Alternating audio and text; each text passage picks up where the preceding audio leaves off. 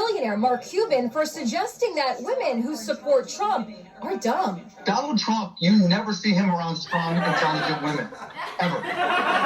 It's just that simple. That event that we just held in Madison, Wisconsin a few days ago, at every one of these events that I've been doing with Bobby Kennedy, I asked the audience, raise your hand if you're a Democrat or a former Democrat. And in almost every event, somewhere between 35 to 50% of the room will raise their hand. It was no different in Madison.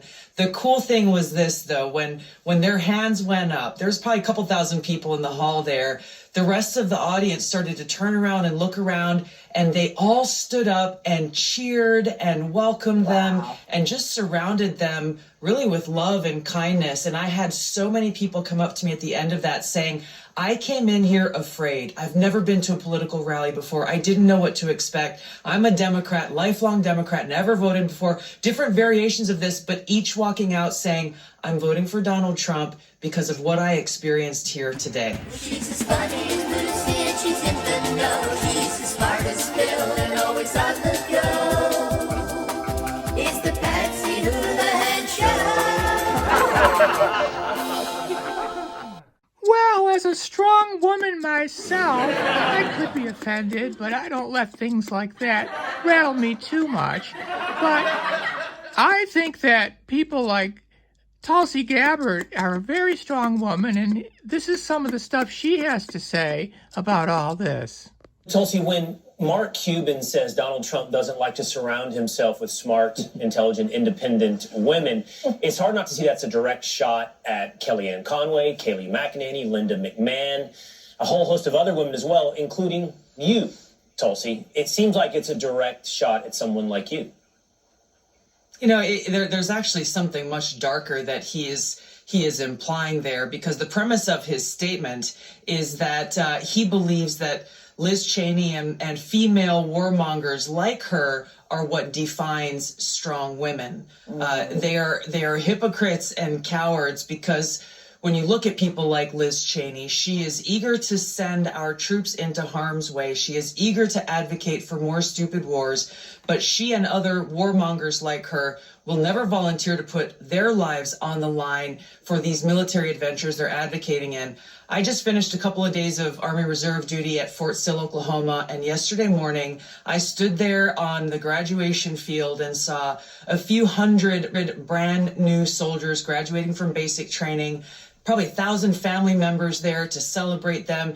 And it was so moving. And I was thinking about people like Liz Cheney when I was watching them, because these are the young men and women who will pay the price, potentially with their lives, if people like Liz Cheney, Dick Cheney, and Kamala Harris are allowed to be in power. This is one of the many reasons why I'm so strongly advocating for and supporting for President Trump to go back to the White House, to end wars, not start them.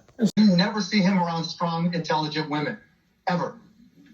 It's just that simple. This is so profoundly offensive. Kayleigh McEnany was Trump's White House press secretary. His daughter-in-law, Laura, is co-chairperson of the RNC. Apparently, we are weak and stupid. Well, I don't think so, Mark Cuban. Trump himself posed with female supporters, their fists raised. I may, in fact, be surrounded by the strongest women in the world who make Mark Cuban look like a baby. Cuban is eating his words today. I apologize to anyone who felt slighted. Can't nail every interview. I was confronted with as a freshman member of Congress. I was barely in office for, 6 or 7 months in 2013. And I was a member of the Foreign Affairs Committee. It was August recess, so all the members were back home and working in their district. President Obama said that he was going to come to Congress to ask for authorization to go and launch an attack in Syria at the beginning of what would be another regime change war. I immediately went back to Washington. I did my due diligence and my research, and I came to the conclusion that, unfortunately, they had no plan for what would happen next. They had no plan for what would any kind of retaliatory act look like, either against us or our friends in the region. It was astounding to me that after so many years of Iraq and Afghanistan, that they were saying, hey, we want to go drop some bombs in another country, and we don't think they'll respond. And I came out publicly against President Obama's course of action. Bring the conversation back to the broken criminal justice system that is disproportionately negatively impacting Black and brown people all across this country today. Now, Senator Harris says she's proud of her record as a prosecutor and that she'll be a prosecutor president, but I'm deeply concerned about this record. There are too many examples to cite, but she put over 1,500 people in jail for marijuana violations and then laughed about it when she was asked if she ever smoked marijuana. She blocked evidence that would have freed an innocent man from death row until the courts forced her to do so. She kept people in prison beyond their sentences to use them as cheap labor for the state of California. And she fought to keep cash bail system in place that impacts poor people in the worst kind of way. I would say that if you're voting for Trump, you got to be a strong woman, because most of the people that are voting on the other side are middle-class white women filled with guilt and gay men. Well, and this is the best part about where we are. I mean, I've been working professionally in politics for the better part of the last 20 years. I've seen the rapid advancement of inclusion, and this has happened, it's reflective of society. I mean, everybody has either, you know, a coworker who's a member of the community or somebody in their family. So these issues are real now to so many more people.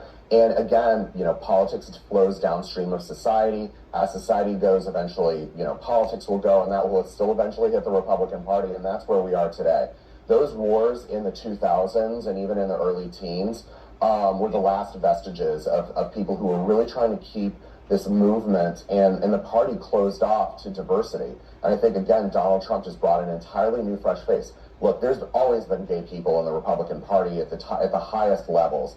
But when you actually make it okay for people to be their true selves, live their authentic lives, you're going to get the best work out of people. And that, again, is Donald Trump's focus. It's just valuing on what you give, valuing you on your impact to the organization, to the company, to the world. And that is, we saw just so much movement so quickly.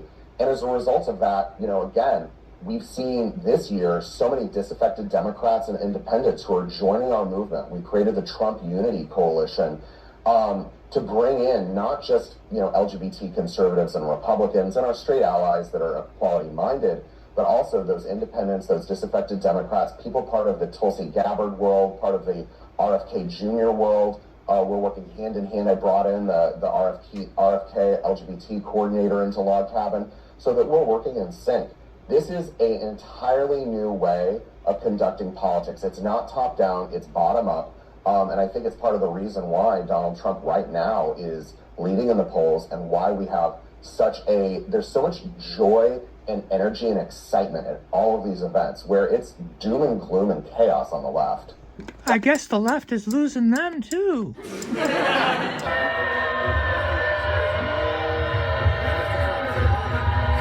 a great honor to be able to introduce for the first time, to be able to introduce for the first President of the United States, the 45th President of the United States.